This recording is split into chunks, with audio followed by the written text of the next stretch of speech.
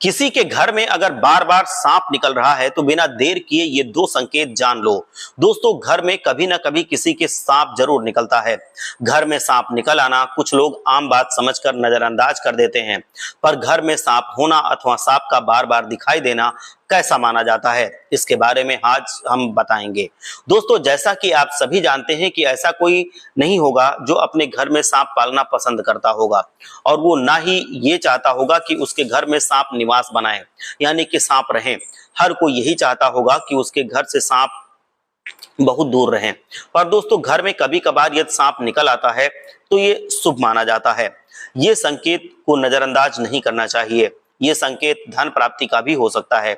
वहीं यदि घर में बार बार सांप निकल रहा है तो ये संकेत इस बात की ओर इशारा करता है कि आप अपने जीवन में एक नए अध्याय के कगार पर हैं, यानी कि आपके जीवन में अब कुछ नया होने वाला है।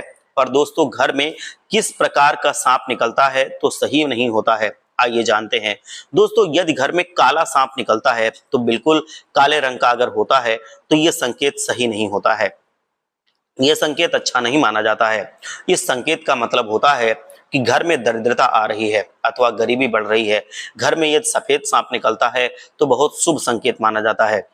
सफेद सांप का संकेत निकलना बहुत ज्यादा शुभ माना जाता है, और जिस घर में निकलता है उसके मालिक की शीघ्र ही उन्नति हो जाती है। इसी के साथ माना जाता है कि यदि घर में हरा सांप निकल आता है, बहुत कम निकलता है, लेकिन मान लो अगर निकल आता है तो ये घर परिवार से परेशानियों के खत्म होने का संकेत होता है।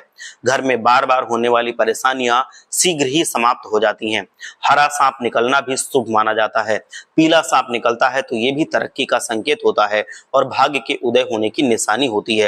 पर दोस्तों, इस पर भी गौर जरूर करना चाहिए कि बार बार आपके घर में किस कारण से सांप निकल रहे हैं। घर में यदि सांप डेरा बनाकर रहते हैं तो ये घर परिवार के लोगों के लिए सही नहीं होता है।